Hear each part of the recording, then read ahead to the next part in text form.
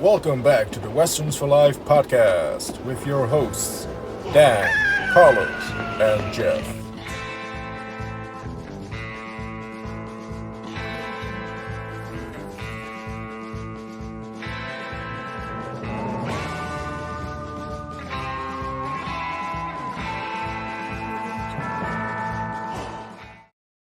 Episode 3. Howdy, cowboys and cowgirls. This is the Westerns for Life podcast, episode 3. In this episode, we're covering Dan's, where he is? There he is. We're covering Dan's choice of movie, The Man Who Shot Liberty Valance from 1962. But before we take it over to Dan to introduce the film, let me just say that the Westerns for Life podcast can be found not just here on YouTube, but also on Apple Podcasts and Spotify, and pretty much every platform where you can find your podcast. So you can listen to the episodes in audio form as well. And with that having been said, welcome everyone, and welcome to my co-host Dan and Carlos. And Dan will bring it to you for The Man Who Shot Liberty Valance. Yeah, so for this episode 3 of the Westerns for Life podcast, we're talking about the 1962 classic Western thriller directed by John Ford, The Man Who Shot Liberty Valance, which stars James Stewart and John Wayne.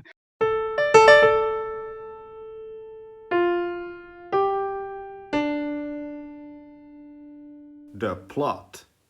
And this is told from the point of view of James Stewart's character, Ransom Stoddard, who tells of the days in the town in America, Shinbone, where he was beaten, assaulted, and hassled daily, much like the townspeople, by the local gunslinger slash bandit played by Lee Marvin, Liberty Valance. And James Stewart finds a unlikely ally in John Wayne's character, Tom Donovan, who basically the only two people in this town who will stand up against Liberty Valance and his crew of bandits. So that's kind of the brief plot without any spoilers.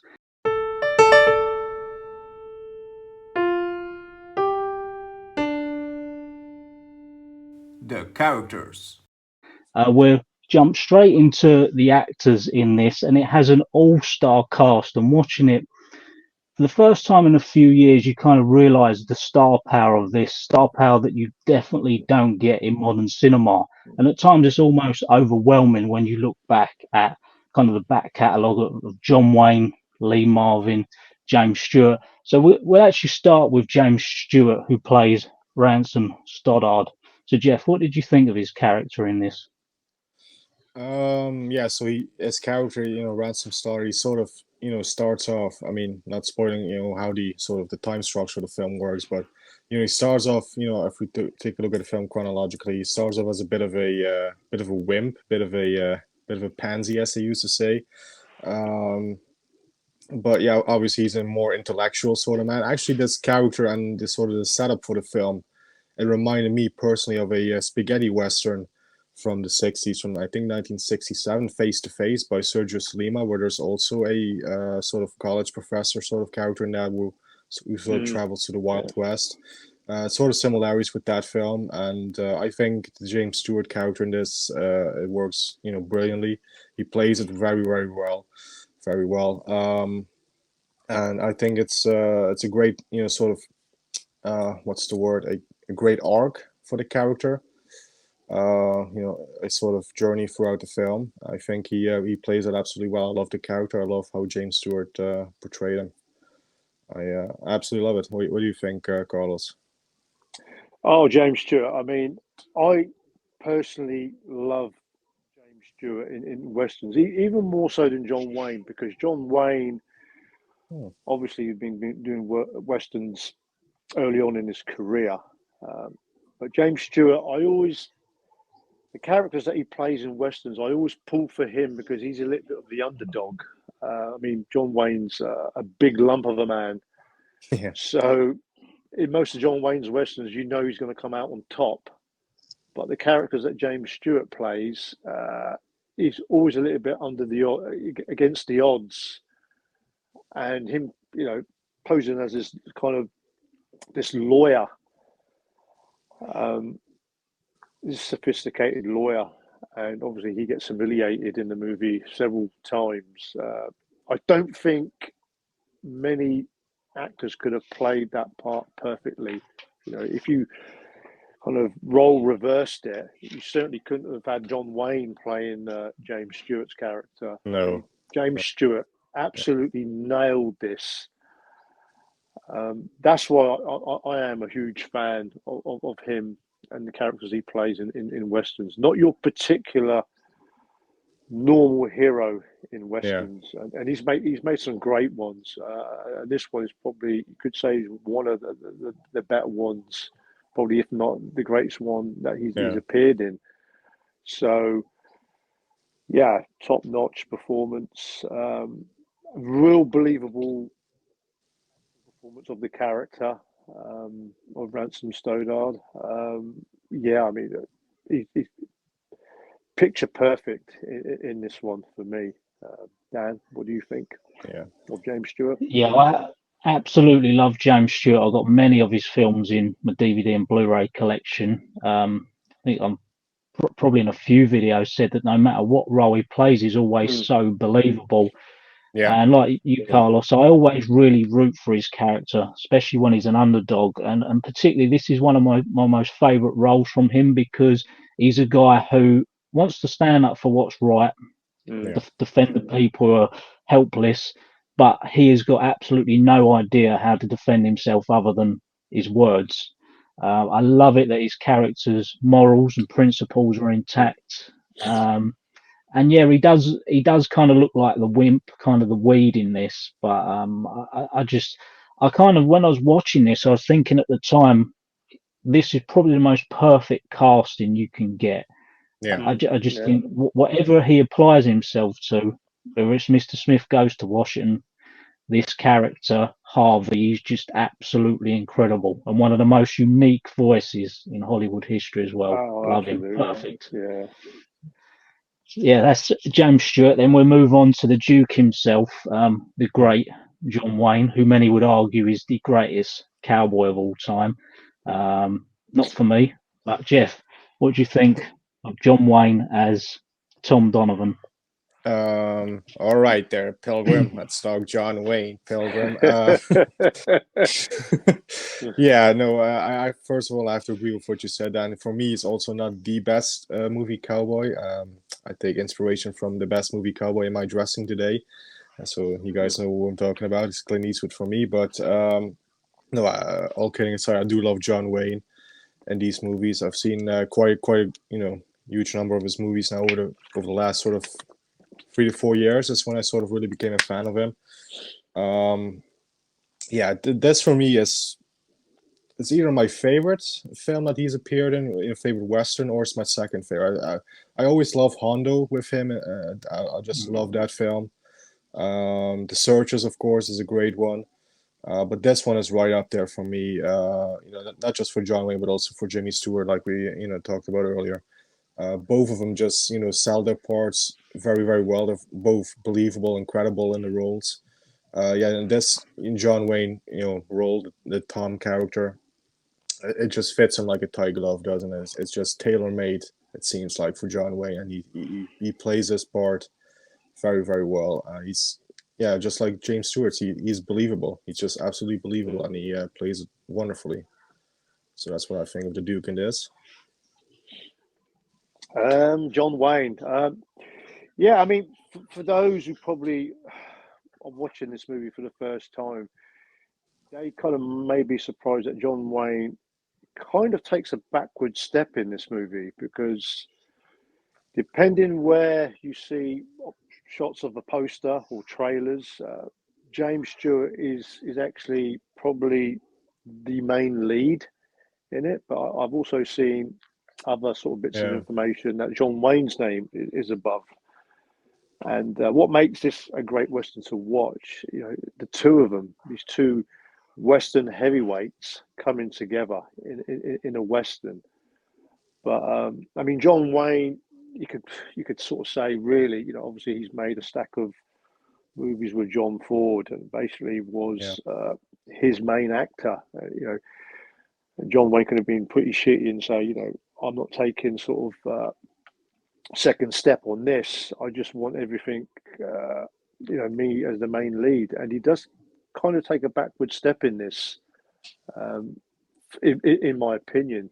But that's not to say that what you're getting from John Wayne is your typical sort of thick set, typical American, rough sort of cowboy, as he normally plays in most of his westerns. I love the one-liners in this movie, especially when he keeps calling. He never calls James Stewart's character Ransom. He always calls him Pilgrim throughout the whole movie.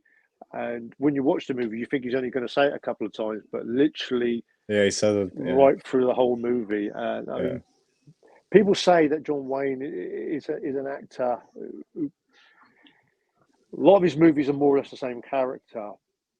Nevertheless, I still enjoy watching his movies, and another fine performance. Even though, personally, for me, I think there's a couple of actors that kind of had better sort of better parts in this movie and stood out a little bit more. But that's not to say John Wayne doesn't sort of put in a great performance in this classic Western.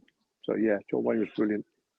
Yeah, for me, I'd agree with what both of you say. It's kind of sort of I was leaning towards saying, because I think looking through John Wayne's filmography, I love many of his films, and yet kind of the same kind of character a lot, much like some other movie stars have done. But this quite possibly is my favourite John Wayne performance. I think it's a completely selfless performance, where there's certain other movies where you can just see there's a bit of tension. Like John Wayne's got no qualms whatsoever with giving James Stewart the moment on the screen, and taking the back seat most of the film. I just really appreciate John Wayne being John Wayne a lot more.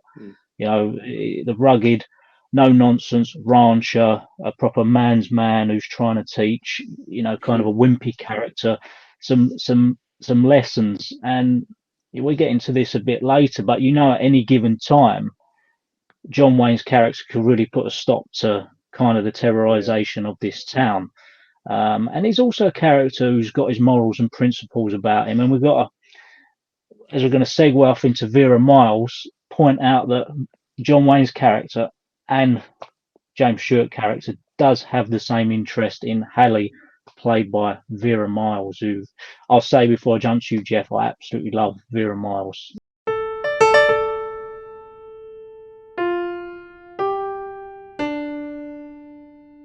Women of the West. What do you think of her in this film? Yeah, that's pretty much how I feel about her. As I was watching it earlier, it just struck me like, again, this film, like the last film we talked about, from the '60s. Again, it's a pretty pivotal sort of female character in the film. It's not like a role like she's the whore, she gets slapped around. It's not none of that. She's important to the story, important to the two sort of main leads, John Wayne and James Stewart, as we talked about. And again, Vera Miles, she's strikingly beautiful, even with the black and white photography. I mean, she's lit up very well in the film. The lighting certainly complements her. And I think she does again a credible and terrific job, just like her two main male, I should say, her two male co-stars. I think she does great. What do you think of her, Carlos? I don't think I've seen a lot of her, even though she was in the first two Psycho movies, Vera Miles. I like the fact that, again, we have a strong female character into this. And when watching the movie, you kind of don't know which particular character she's going to go for.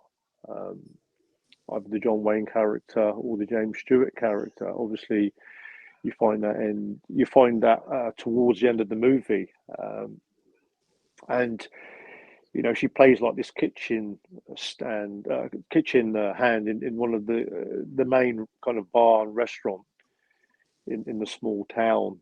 And at first, you think she's only going to get a small role, but her character kind of develops a little bit more. Obviously, she wants to learn. James Stewart's character realizes that he takes a shine to her, and she can't read or write, which becomes an interest where she wants to learn how to read and write, and obviously the connection between those two characters develop. But then also that kind of, it's not so much a love triangle, but John Wayne's character always thinks that he's going to win the girl because he's building his ranch up. Mm. Basically, that he thinks he's going to marry the Hallie character. And at one point, she actually stands up to John Wayne in a very important scene where she's kind of like the shy girl working in the kitchen. But as the movie develops, she becomes quite strong-minded. And I did like that sort of scene when she really stood up to the John Wayne character, who can be quite intimidating. So I thought she'd done really, really well in this. I think if anyone's watching this movie for the first time, would probably think that this is going to be a fairly smallish part for this female actor that Vera Miles plays, and it's a very strong performance, which you don't you don't really get enough in westerns, especially at that time in the 60s and the 50s. You didn't see a lot of female strong leads in westerns, so I thought her role was very important to the movie. Dan? Yeah, I'd agree with you. I mean, much like the last film we discussed, The Mercenary, the female character in that, I think Vera Miles is kind of quite parallel in many ways. The evolution of her character is brilliant. I remember when I first watched this, and I thought, like yourself, Carlos, I thought a very small role. I didn't instantly recognise her from seeing her in Psycho, but it has grown on me, her performance, to be one of my favourite just female performances in classic Hollywood. I absolutely love her whole arc and her evolution from starting as that kind of innocent, kind of uneducated lady in Hallie to becoming, I don't want to give away any spoilers, but real kind of prim and proper lady with still kind of a humility about her. And the kind of, you touched upon, John Wayne always thinks he's going to get her in this film, but when he conceives that she wants James Stewart's character, I think that's quite a fantastic piece of cinema right there. But that brings me on to the great Lee Marvin as Liberty Valance. Jeff. I gotta say, as much as I love the the sort of the heroic performances or the good guy roles in this film, I should say, it's the villain for me in this film that really steals the show, and that is Lee Marvin. Not taking anything away from the three actors we just talked about, but Lee Marvin, he plays a right nasty evil bastard in this, doesn't he? He steals the show whenever he appears. Right from his very first scene where he's holding up the stagecoach with James Stewart as a passenger, and when he says, "What kind of man am I, dude?" Boom, and he just whacks him on the head with the pistol. Which I did find out weird is how he kept calling people dude. I don't know how appropriate the word dude is for this time era, but still I could look past it. But yeah, he absolutely. I love Lee Marvin. I'm not gonna say he's my favorite character necessarily in this film, but he comes very, very close. He's a joy to watch. He's just an evil bastard that you sort of love to root against, that you sort of love to hate, I guess. I love him, and I love his little gang of three, his minions, I guess. I'm sure we're going to talk about one of them a bit later on, but he's absolutely fantastic. One of the best villains for me in a western. He's right up there. Yeah, I mean Lee Marvin, what a performance! Personally, for me, I think as much as I love James Stewart, and the more I watch the movies of John Wayne, I've become more of a fan. Lee Marvin's performance in this is just outstanding. It really does stand out. Um, there are sort of portions of the movie that he doesn't appear, but God, when he turns up, Yeah. there's like fear. He plays the villain. I liked his kind of the look of him. We had that sort of black sort of waistcoat and that sort of weapon that he used. It's kind of like a little Yeah. knob bullwhip it was. And I mean, we will talk about some of our favourite scenes. I'm pretty sure we will. But I mean, Lee Marvin really plays a nasty bastard, a believable villain. And I think early part in his career, he actually played the villain role quite a few times. I think one of my very first movies from his career, as far back, the Big Heat, which is kind of like a noir movie Oh yeah. from the early 50s. He played again a real nasty piece of work in that one. I'm pretty sure, I think I read that John Wayne wanted him in this movie because he appeared in the Comancheros, which is the Yeah. Western, Which was a the year movie, before this. the Yeah. movie before this. And him playing such a convincing roles that he wanted Lee Marvin to be in this movie. I mean, every scene that he's in, he really does steal the show for me. He really Yeah. looks intimidating, to the point where he really does humiliate Stewart character. He's a This, bully. He's a right bully. yeah, he's Yeah. as well as being a villain, he's a bully, and he enjoys Yeah. being a bully. And quite a few times he's literally got James Stewart's character down on his knees, and great acting from the both of them. How convincing they can be. But I mean, Lee Marvin, it was absolutely. I like to think that this was one of those movies that really pivoted his career as he kind of came into the 60s onwards, the late sort of the mid 60s and the late 60s. This performance for me, a great look, great villain. For me, probably like what you guys, Jeff said. Obviously, James Stewart and John Wayne might take a lot more the credit for this movie, but for me, Lee Marvin really, really deserves the credit for Yeah. this movie for it being as good as it is, because a convincing villain role, outstanding. Jeff, no, And Dan, I should say. Yeah, this one for me is again much like the Mercenary we talked about on the last episode. The villain not being in it enough. Lee Marvin in this, he's not in it anywhere near as I thought he'd be, but it is the right amount. It is a villain absolutely done right, and I've got to say, for 1962, his acts are brutal, and you Mhm. feel his acts. And I mean, it's quite a violent film, really, for kind of the period. Yeah, Lee Marvin's one of them I'm a big fan of, and I think no matter whether it's villain in his early days or playing the hero, so to speak, I think he's absolutely fantastic. But I think for me, this would possibly have to stack up as one of the best villainous performances in Western history. Yeah.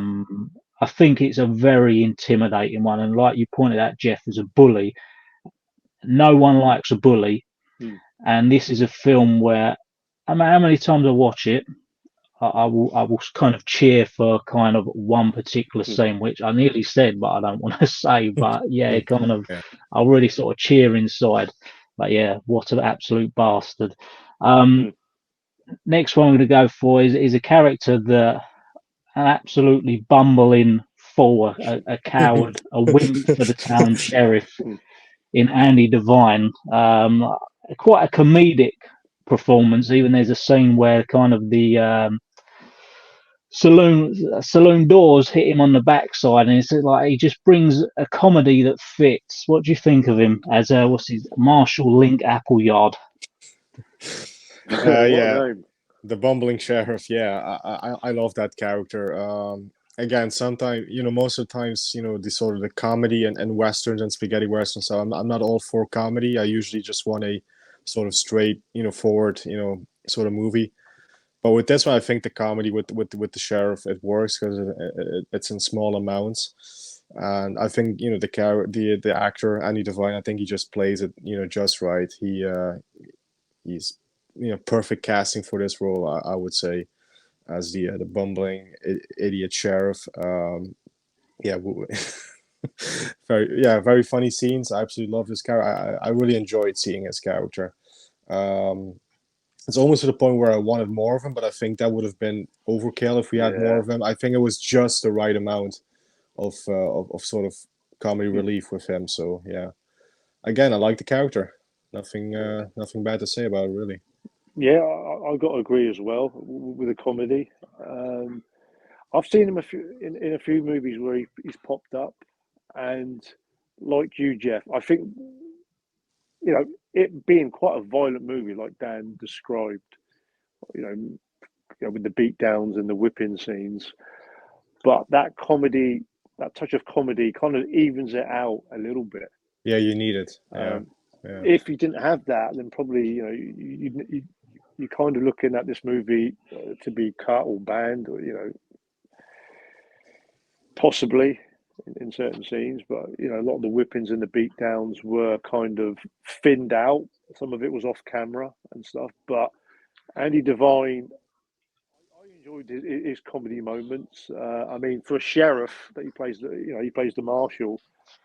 I mean, all I can say is I don't think he kind of arrested many people. I think he done a lot more eating than yeah. kind of keeping people in the town in check. Because I mean, the size of his belly and every time there was a free handout in food, he was there.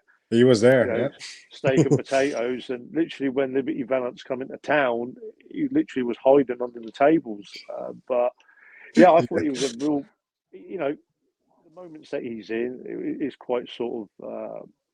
You laugh, you do sort of chuckle a little bit, but again, not overdone and just the right balance. Sometimes in comedy, it can be a little bit too much, but I enjoyed, I enjoyed his performance. Again, sometimes I was thinking, yeah, keep the camera on him, but Yeah, they John Ford done it. He done it perfectly, really, because you don't want it kind of falling into a comedy bracket. yeah. But yeah, played the marshal really, really well. Your opinion, Yeah, Dan? I really enjoy his character, and I do love a food ponce in films. It's like whenever the steaks are cooking, it come in the back door. And I remember the first time watching it, I couldn't see properly, but the actual what do you call them, proprietors of the establishment have got a chalkboard up with Mm. Yeah. Marshall with all these How many X, free and every meals? time, Yeah, every yeah, free meal he gets, it's yeah, another cross. But yeah, it's like I've never seen a guy demolish steaks like that. And Mm. yeah, I just love it when Liberty Valance is in there. He's at the back, but still eating his free food. He can't stay away. And there's yeah, that particular scene where he comes storming out and he says, "Tell him Link Appleyard drove him away." And I thought, you've had nothing to do with it. He's just a funny character. Yeah. yeah, Yeah. And to bring it on now to, so I was saying to Jeff earlier, Woody Strode in this film. Now, what I noticed, I love Woody Strode. Guy looks as strong as an ox, and you can see his strength demonstration in this film. But what I noticed, because of the colour of his skin in this particular period, is you notice that he never drinks in the saloon and he never actually eats in the restaurant. I was thinking, why is that? And my understanding now, it's because the colour of his skin, yeah. the Yeah. apartheid in America. But yeah, I just wanted to point that out. But he's not got a big part in this film. Not much dialogue at all. But I think he's incredible. What do you think, Woody Strode, Jeff? Yeah, indeed. He doesn't have the biggest part in this, but whenever the camera sort of is on him, your attention is drawn to him because he's such a great, he has such a great presence and charisma on screen. And yeah, as you said, he's built like an ox. He's a big, strong looking sort of guy, intimidating looking guy. who apparently he was a real sweetheart, and he does, sort of show his, a bit more softer side in this film as well. But Woody Strode, great actor, great face. You always recognize his face whenever he pops up in one of these films. Obviously, he was used brilliantly by Sergio Leone in the opening scene of Once Upon a Time in the West, where he gets these fantastic close-ups and stuff. But yeah, just whenever he pops out, again, he might not have the biggest part in a film like this, but your attention is sort of drawn to him when the camera is on him, because he just has that sort of magnetism to him. That sort of, he pulls you in a bit. He's great. I love Woody Strode. Love Woody. Yeah, I mean, when watching this movie, whether you've seen the movie before or not, you will go into this movie and what you are seeing are Western actor and I say actor legends, because a lot of these actors who appear in this Western were actually in Westerns before and developed into having a bigger career into Westerns. And obviously, Woody Strode popped up in many Westerns. Obviously, Once Upon a Time in the West, his most famous one. But it's good to see him in a Western where he's actually talking. And very recognisable face, mainly because of his physical presence. I liked his part as John Wayne's kind of right hand man, Pompey. He was always reliable to the Tom character, and I mean just one of those kind of legendary faces in westerns. I mean, even his last movie, The Quick and the Dead, he popped up in that one. He was probably got to be in the 70s or even 80s. Yeah. And it's just, you always have a bit of credibility when you get these Western movie regulars pop up in these movies. And Woody Strode, he played his part in this movie for me. What do you reckon, Dan? Yeah, he's a name and a face. Whenever I see him in a Western, I just think it puts a smile on my face. He's just one of them guys. I just think whatever the role, he brings the film up a little bit, even how small it is. He just seems real likable, and as Jeff pointed out, again, I won't give away any spoilers, but you see the softer side of the emotional side of him in this, which I thought was really nice for such a big guy. And I love his absolute loyalty to John Wayne's character in this, and kind of his mannerisms, how polite he is. Brilliant, like almost like the friendly giant. This film as well, I want to point out, watching this, my other half said to me, "Why do you keep smiling at this film?" Oh, right. But it was just the absolute overwhelming Hollywood heavyweights on screen. And I said to Jeff before we hit record on this, you don't get that now. John Wayne and James Stewart, who can you get to compare to that? It's just absolutely, no matter how many times I watched this, I was just smile with so many brilliant scenes. Just gold, this film for me. That brings me on to another. They just don't make them like this anymore. They don't make them like that anymore. Yeah. Definitely not. If you've got an appreciation for film, it is something special, this. And it brings on to another name, and he wasn't particularly famous. A small part, I think he maybe has 2 pieces of dialogue, but it's gone on to be a legend. You could argue, again, one of the best cowboys ever. Definitely. That's Lee Van Cleef, of course, Angel Eyes himself. Yeah, there he is next to Lee Marvin right there. Not the best shot of Lee Marvin there, but it is a good shot there of Lee Van Cleef. The Angel Eyes himself has a little role in this film. Yeah, sort of the second baddie to the left, as the expression is. Sort of a sidekick to Lee Marvin. But yeah, again, when he appears, standing there next to Lee Marvin, especially if you've seen, Lee Van Cleef's later work, The Good, the Bad, and the Ugly, For a Few Dollars More, Death Rides a Horse, whatever, all the spaghetti westerns, even Escape from New York, where he appeared in,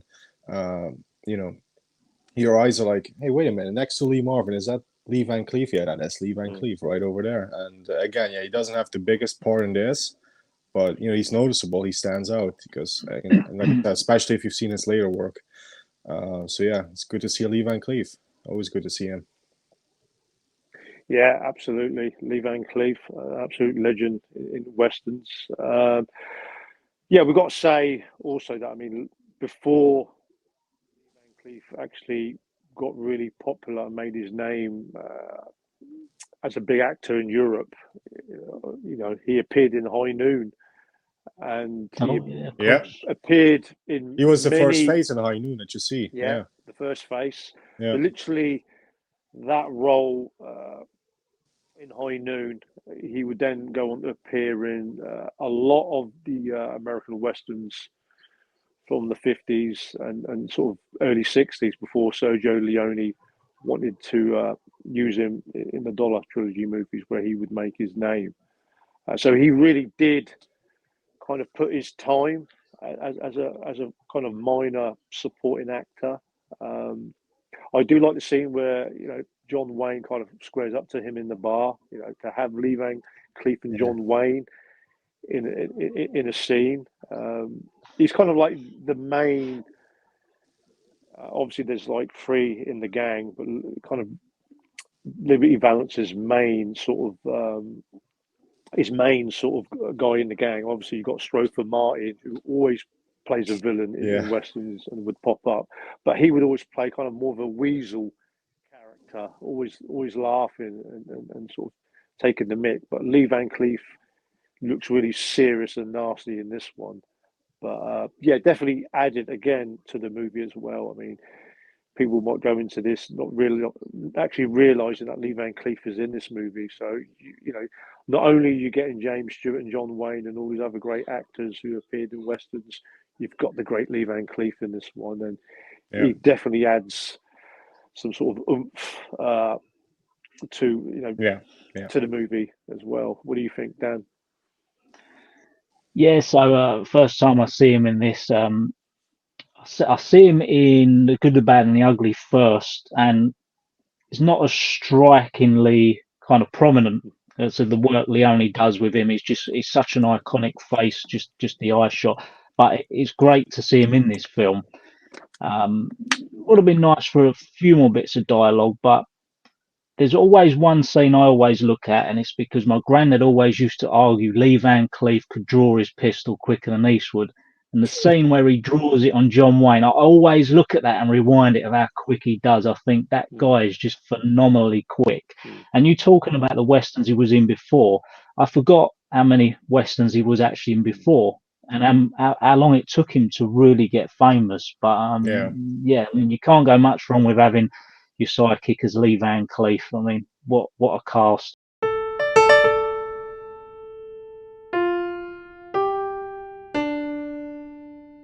Behind the camera. On to the director. I mean, I've listed. I won't go through them all, but my favourite from John Ford. He made 14 movies with John Wayne, Yeah. 4 with James Stewart. But what an absolute filmography! He's got to be one of the very best in Hollywood. What do you think of John Ford, Jeff? Yeah. You pretty much just said it there quickly there in passing, but yeah, legend. Done so many great films. This is one of them. There's again, like I said with John Wayne as well. Probably one of my favorites of his is this one. Again, The Searchers. I think that was John Ford as well. That's a fantastic film. Obviously, you got Stagecoach and some other classics like that. Yeah, 14 films with John Wayne. Bloody hell! I even I didn't realize it was that many, but yeah, they did. They did do that many. Yeah, legend, and I also did like his choice to go black and white with this film. I think we're going to talk about this in a minute, but obviously before this, John Ford himself has even done films in color. Many films in color exist before this one.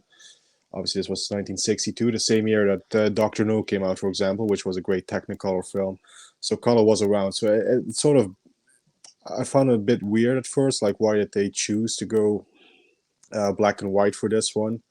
Obviously, we're going to get into that, but I do like the choice. And I think it works for this film. And I think he does a fantastic bang-on job directing, as usual. Some great shots in here. Like I said, I point out the lighting and stuff. For black and white film, it's fantastic. Yeah, absolutely love the director behind this, John Ford, legend. Yeah.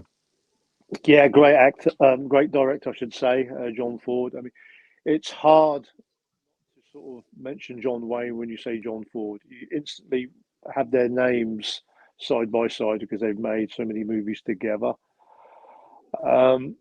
It's quite hard for me to judge if this one's better than The Searchers, because for me, The Searchers is kind of more your typical kind of action western, where this one was actually based on a short story and it actually became a play. It does have that sort of stage play feel to it, Yeah. and the movie's more character sort of driven, based, rather than it being an action western. So they're two completely different westerns, The Searchers and The Man Who Shot Liberty Valance for me. But I mean, John Ford, I mean, yeah, I mean, what Dan says, without a doubt, one of the finest directors that made movies. Not just this movie and western, many others that he's made, standout movies from his career. Yeah, it's just a great director, and yeah, I mean, like I say, one of the greats in cinema history for me. And Dan, what do you think of John Ford? Yeah, so as I said, he is one of the legends, one of the greatest. And for those watching or listening, I'll just point out a few other films. I won't list off all my favourites, but some really kind of ones held in high regard. You got Rio Grande. Yeah. You remember my The quote on Cavalry that, one. Rio Grande? Yeah. Yeah, he done the Cavalry movies with John Wayne. Yeah, the Cavalry. Yeah. She Wore a Yellow Ribbon. The Searchers, of course, Horse Soldiers, and possibly John Wayne's most diverse performance in The Quiet Man. Yeah. Quiet Man. Yeah. Stagecoach, Grapes of Wrath, and of course My Darling Clementine. So there's just a taste of his filmography. Went back 1920, maybe before, all the way up to about I think a bit 70. before. So it's very impressive. But yeah, as like you said, Carlos, it's hard to sort of not say John Wayne, John Ford in the same breath when you talk of Western movies. So we're going to go on to a few of our. I do say one thing, Dan. I do say one thing. I do think John Ford is kind of like the creator of the widescreen shots that we get in Western movies. Obviously, other directors duplicated, where he would use a lot of scenic shots. Not so much in this movie. It's quite evident when you see movies like The Searchers. Yeah, especially that one. Yeah, especially that one, and obviously Sergio Leone and many other sort of directors would use that. So I think John Ford is like kind of the creator of the scenic wide shots in Western movies and movies that followed. So just highly influential. Yeah, highly influential with those kind of widescreen shots. Even though he doesn't do that in this movie.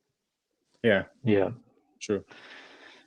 And just we touched upon earlier, we was going to get to this, some of our favourite scenes.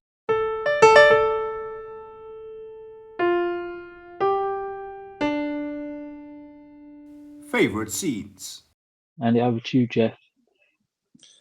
Favorite scene. I'm gonna try not to spoil some of my favorite scenes would contain spoilers. So I'm just gonna point out just a few that aren't really spoiler heavy, but yeah, one of my favorite sort of comedic scenes with the sheriff character that we talked about is when he sort of first introduced. I think it's in his first scene where he's sort of saying like, I can't do anything about Liberty Valance because it happened outside my territory and stuff. And I think James Stewart said, yeah, you're right, you actually legally you can't do it. He says, I'm right. He doesn't even. Yeah, I thought that was really funny how he said that. And then like Dan said, the sort of the proprietor of the restaurant sort of chalking up how many free meals he's had. I thought that was really funny to see. I was like, fucking hell, look at that. He's had so many free meals, this guy. Yeah, the opening introduction of Lee Marvin, and I guess it's also chronologically, I should add, the introduction of James Stewart's character, where with the stagecoach hold up. I do like that scene in its entirety. I think both of them just play that scene very well. John Wayne's introduction, I think, is really good as well. Of course, every time John Wayne says Pilgrim to James Stewart, I chuckle, because I should add that before I watched this film, before I watched many John Wayne films, I was very familiar with the Family Guy bit where Peter Griffin on Family Guy, he does that part. He just sort of imitates John Wayne. He's like, "All right, Pilgrim, I'm John Wayne, Pilgrim." He sort of throughout the episode goes around doing that. Okay, ready? I'm John Wayne at the first Thanksgiving, Pilgrims. Happy Thanksgiving, Pilgrims. That sort of, and then when I watched this film and I heard him say Pilgrim, and I was like, oh, that's where Family Guy got it from. It's from this movie. So yeah, some favorite scenes. Again, I really want to do this without spoiling too much. I'm just gonna say a lot of my favorite scenes come from the finale, and let's keep it at that. Yeah, let's keep it at that. Bring it over to you, Carlos, for some more favorite scenes. Favorite scenes in the movie? A couple. Obviously, one of the first ones is the obvious introduction of Lee Marvin's character, Liberty Valance. The use of the whip for its day. It's like he does use it quite a bit in the movie, and I love that bit where he sort of says to James Stewart, "I'll make you learn about law or teach you about law," and he strikes him when he kind of holds the stagecoach up. So that's the first time that James Stewart's character does get gets humiliated. Yeah. And more scenes with the use of the whip. Obviously, a character that we haven't mentioned is the kind of the newspaper guy, Peabody, who gets brutally attacked by Liberty Valance and his men when they're kind of waiting in the dark. That was quite a brutal scene for me. But for me, hands down, I mean, obviously people talk about the finale, which I won't talk about because no spoilers. But for me, rewatching this again, I forget how good that sort of second scene at Liberty Valance, when he comes into town, the steak scene in the bar restaurant. For me, 15 minutes of tension between James Stewart, Lee Marvin, and John Wayne. The way Liberty Valance just literally bursts the doors through and just goes stomping through, where he kind of has a bit of a standoff point with John Wayne in that. And obviously the steak gets thrown on the floor. Love that scene. Really do love that scene. Obviously, all the main players are involved in that scene. Obviously, Woody Strode as well. That's kind of like his backup man to John Wayne. A real funny scene in that during that scene where Lee Marvin's one of his men, played by Strother Martin, he's kind of hidden in the background, where he sort of says, "Oh, I'll take care of that." And John Wayne kicks him. Yeah. He kicks him and kicks him down, literally without even looking at him. I just absolutely burst into tears of that, because John Wayne, he didn't even look at him. He just threw out a sort of kick, knocked him down. I thought that scene was really, really good. I said, "You pick it up, Liberty." Yeah. Yeah, I mean and obviously, Stogard sort of says afterwards, when Liberty Valance goes out of town with his men and he's shooting the pistols. He said, "Have you gone kill crazy? You're gonna kill for a piece of steak," which I found that quite funny. But for me, that's 15 minutes of great tension. Yeah. For me, it's the sort of standout scene for me, because having Lee Marvin, Lee Van Cleef, John Wayne, and James Stewart in the same scene together is just a piece of work for me. Yeah, clearly the favourite scene for me. And you, Dan? Yeah, so I'll mention a few other scenes. It's always stuck with me from the first time I've watched it, but when James Stewart character follows John Wayne to his ranch, and John Wayne's trying to teach him how to shoot by lining up the paint cans. That's a good scene. yeah. John Wayne shoots a paint can, James Stewart gets splattered with paint. Yeah. And knowing the type of character James Stewart is, he just runs up to him and gives him a right hook and puts him on the floor. But why it's always stuck with me is because of how John Wayne takes it. He doesn't retaliate and he just laughs it off. I've always found that scene quite entertaining. Yeah. I also, without any spoilers again, do love one of the duel scenes in this where it's showed up one part of the film from one perspective. And I always think for this sort of period in cinema, it was quite different to sort of other films around there. And from later on in the film, it's told from a different perspective. And I absolutely love that scene. And there is always one thing that really sticks with me that you can just see from James Stewart's reaction on the train at the end, where kind of the train person, what do you call him, like assistant, going up and he says, anything for the man who shot Liberty Valance. Now, if you watch that film, you will sort of realise the importance of that. I really like that. And I just think to myself, how's that character feeling? Again, you'd need to watch it or have watched it to understand that. But yeah, I thought I'd just point out them kind of more subtle bits of the film. Yeah. Moving on to if we think we've got any sort of negatives about the film, Jeff. Don't think I really have any. No, I love the story. Obviously, I think it's a very, very strong, story. I love the way it's told. I love, behind the camera, the filmmaking behind it. I like the music score for it. Even though I have to say, when the film first started up and you hear sort of the main theme as the credits are rolling, for a split second there, I thought it was the Superman theme from John Williams. It sounded very, very similar with some of the bars of the main theme. I don't know if that was just me, but I really don't really have any negativities about this film. I'm not the biggest fan of black and white films. I don't mind black and white, but if possible, I prefer color, if you know what I mean. But even that didn't really, disrupt anything for me. I love, like I said, the use of black and white and like the black and white photography in it. So yeah, not really any bad points from this end for me. No. Okay, so we'll do good points and bad points. We'll do bad points now. For me, I think the theme, soundtrack, could have been a lot better. But then, not saying you're going to get Ennio Morricone for this, but it's not a theme that I'm familiar with.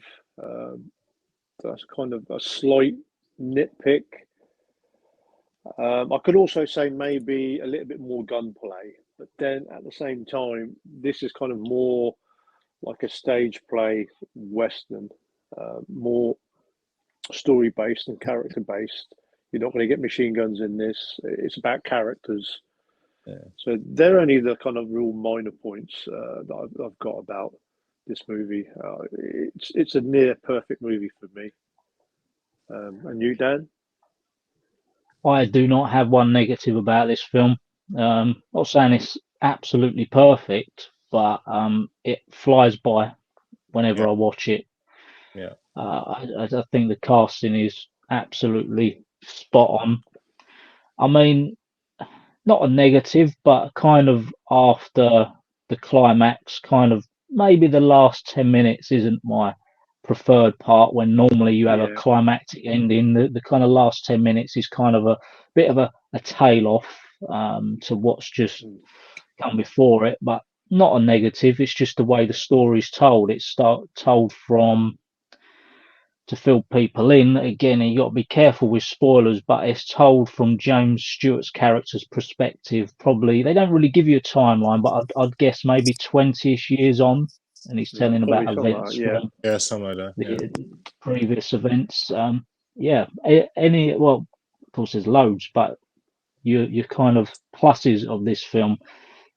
You have any, Jeff? What you'd like to point out? Yeah, I think I just mentioned them in my previous round. I love the cast, I love the actors, I love the characters, I love the setting.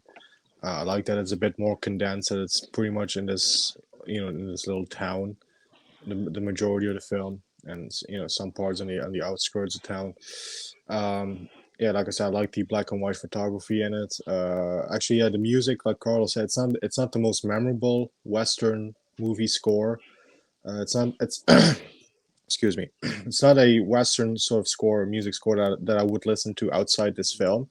But with this film, with the scenes, I think it's serviceable. I think it fits with the scenes in this film. It's just not one that you're going to be like a Morricone score or whatever. It's not one that you're going to be whistling for days after.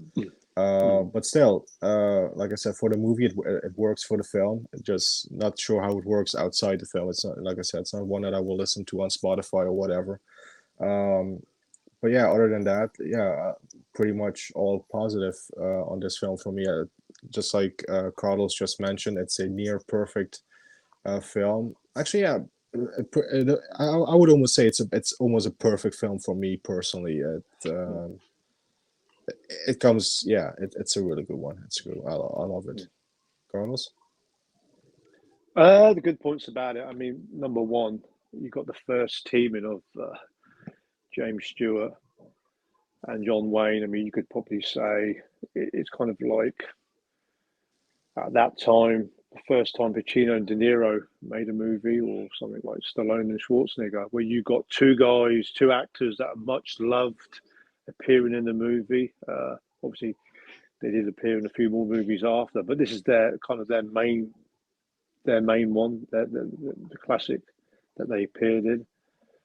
The cast is absolutely amazing. It really is. I mean, you've got a stack of stars. I mean, we done an episode on the Magnificent Seven, but again, that's an amazing cast. But that cast wasn't as kind of established as much as someone like John Wayne, James Stewart, Vera Miles, and obviously Lee Marvin had been around a good 10 years, as well as Lee Van Cleef. So you got a real experienced, good cast, great actors, and sort of upcoming, very good actors. So that makes the movie even more of a classic for me. I like the tight, small town feeling that also adds to it. The black and white thing we mentioned in a little bit of trivia after Dan's one. I actually like the black and white idea of it, and I'll explain that to why it was done in black and white, or what I've read up on. But it's a perfect movie for me. It's near perfect, apart from maybe a little bit more gunplay. But the acting is just top notch, and I think even for neutrals would enjoy this movie. There's just sheer quality on hand when you watch this movie. It's all good points, great points into why you should watch The Man Who Shot Liberty Valance. And you, Dan? Yeah, I can only second that. I was thinking before we recorded this. I think this is probably one of them westerns I'd recommend as a great starting point of storytelling, character driven, and just as I say, watching this again with kind of the drivel we get made nowadays, it's just becomes quite overwhelming when you haven't visited it for so long. It's just, wow, this is absolutely amazing to see all these names on screen.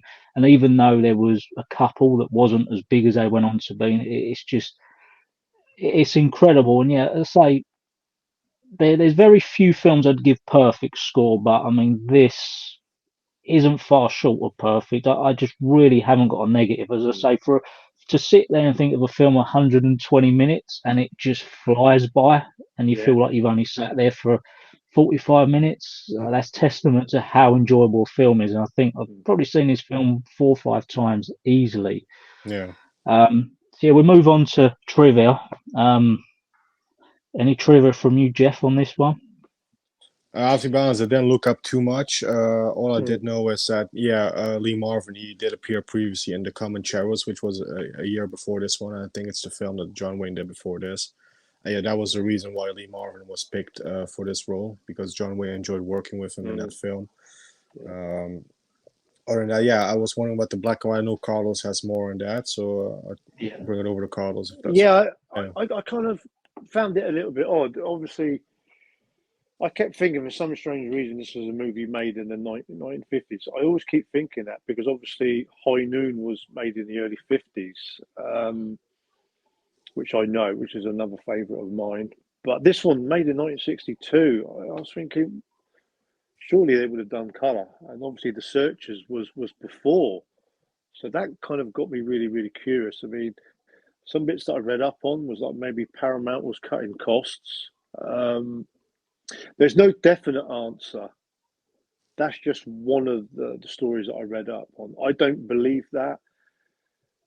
John Ford seems to think that the black and white worked better, especially for the ending, because you do get a few scenes with shadows where obviously where Peabody gets beat up and Liberty Valance's men are waiting in the shadows, and obviously the ending, the kind of the twist, I should say, shadows appear in a scene. I'm not going to say which character. Yeah, shadows play a large part of that. Yeah, a big part in that, and he did with a lot of the movies in the 30s and 40s, and also at the same time, John Wayne and James Stewart would have been in their early 50s, but kind of an old sort of early 50s compared to some of the actors of today. So by having the film done in black and white, it kind of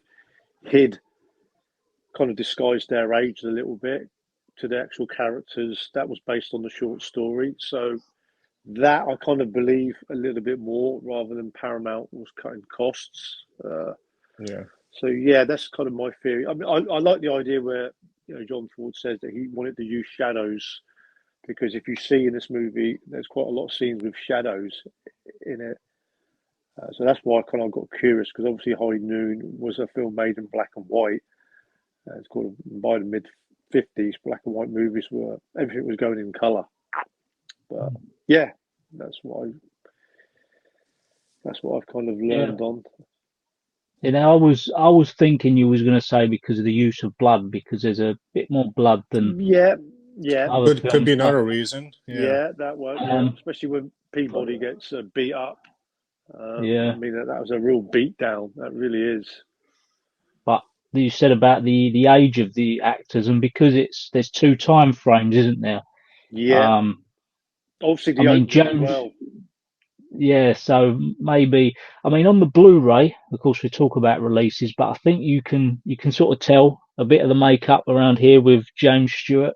Of course, the aging makeup aesthetics wasn't as great as they are now. But I was looking forward to that trivia. I haven't. It's been one of them where I was watching it, I thought, why is this shot in black and white? So I keep forgetting it's 62, but I almost didn't want to look it up. There's certain films I don't want to kind of know reasons behind, just because spoilers.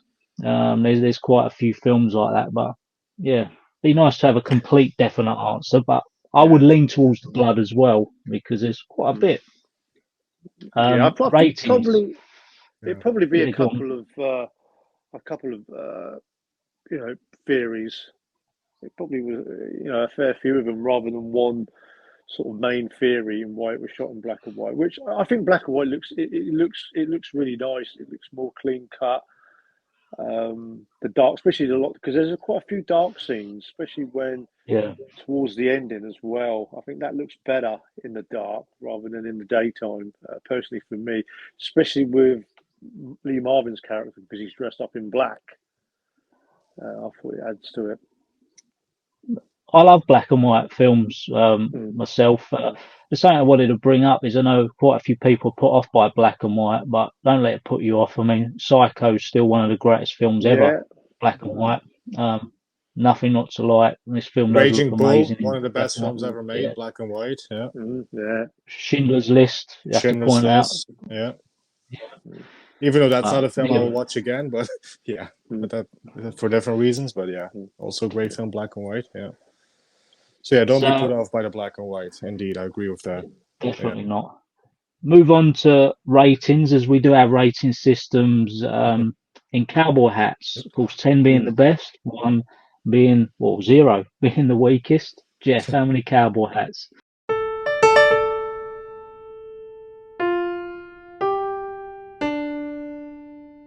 The review roundup. So yeah, for the review roundup, for our final thoughts.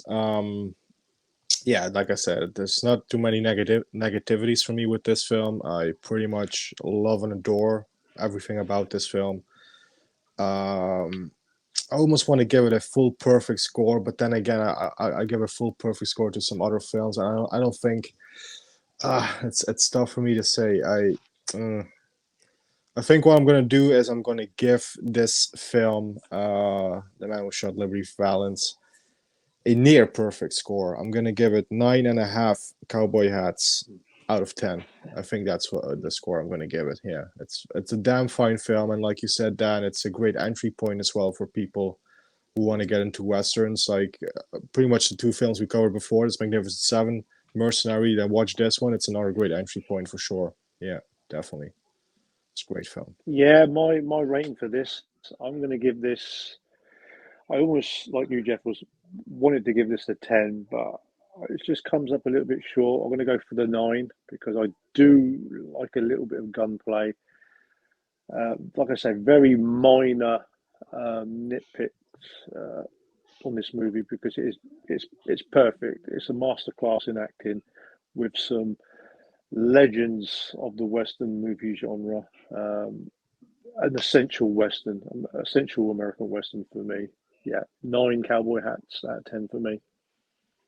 You, Dan? Yeah, nicely put. Yeah, 9 was going to be my rating, exactly spot on. As I say, I've got no negatives. There are only 2 westerns off the top of my head I will give a perfect 10, which I'm sure you two both know, and we'll probably get to as mine. Yeah. But yeah, just to kind of reiterate again, don't let black and white put you off. I mean, for anyone who hasn't seen it, who wants to get into westerns, a fantastic starting point for a story-driven character piece. For any western fan who hasn't seen it, it's a must. One of the very best classic American westerns for me. A solid 9 cowboy hats out of 10.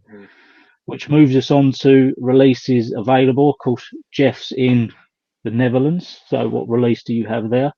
Yeah, and I don't think we have it on Blu-ray here, but I got the German import, so I think it's pretty much the same as the one that you got there on your shelf behind you, Dan. I think it's the Paramount, the standard Paramount Blu-ray release of it. Of course, it has a German title on it, which does translate to The Man Who Shot Liberty Valance. I mean, usually the Germans, always funny, they pick their own title and it doesn't really match up with the original, but this one actually does translate to The Man Who Shot Liberty Valance. So, yeah, sadly, it's a bare bones release. It doesn't really have special features on it, unfortunately. But there is a 4K of it out, and I think I'm going to get that because it's. I do have that, but I haven't got it on there. Yeah. It does have a few features on there. I do have the UK 4K and Blu-ray release, which was sent to us by Leslie from The Good, Bad, and the OK. It's a release that you can get in many countries worldwide for a very affordable price. The Man Who Shot Liberty Valance. Yeah, and it's got to say it's a very nice Blu-ray, picture quality wise. It is definitely one though deserved of many features because just of how good the Western is, but sometimes that's how it is. The better the film, the less features, it seems. Sometimes. It's really baffling sometimes, like which films like get like stacks of special features. Like if we take a look at like Jean-Claude Van Damme movies, Street Fighter has like I don't know how many special features like Street Fighter really, and then you look at something like Kickboxer, it has nothing. Yeah. Just as a weird example, but yeah. It's weird sometimes which films they give, a better treatment to than others in terms of the special features, but unfortunately that's the way it is. Yeah. I think we'll leave it with Jeff. Coming up on the next episode, which is going to be episode 4. Episode 4 already, yeah. Making progress. We're working our way through some episodes, and we've done now a classic Western, well, 2 classic Westerns. We've done 1 classic spaghetti Western, and I do feel for the next episodes it's time to bring it, to a more contemporary sort of era, I guess, of Western filmmaking. Although I haven't said that this film already is now, 20 years old, but still more modern than the films that we talked about. And for our next episode, I have chosen the more modern Western directed by Kevin Costner and starring Kevin Costner and Robert Duvall as well, Open Range from, 2003, 2002, or one of the one of the two. And this is not to get too far ahead, but it's always been one of my favorites. Actually, to get a little bit ahead, this was actually one of the first Westerns I saw that made me a Western fan. So I'm looking forward to this particular episode. And so that's what we will be covering for next episode. So that's it for episode 3 of the Westerns for Life podcast. I hope you enjoyed this discussion on the classic Western, The Man Who Shot Liberty Valance. And do stay tuned for episode 4, where we'll be talking about, as Jeff just discussed, Open Range. See you all on the next one. Take care, cowpokes. And we will see you all later. Lee Marvin's terrorizing a small western town. Liberty Valance, the toughest man south of the picket wire. Next to me. But John Wayne and Jimmy Stewart are determined to bring him to justice. What kind of man are you? This kind, dude. You better start packing a handgun. I don't want to kill him. I want to put him in jail. Out here, a man settles his own problems. Pilgrim! I hate tricks, Pilgrim. But that's what you're up against with Valance. He's almost as fast as I am. I don't like tricks myself, so that makes us even. Either you get out of town, or tonight you'll be out in that street alone. John Ford's Western classic, The Man Who Shot Liberty Valance.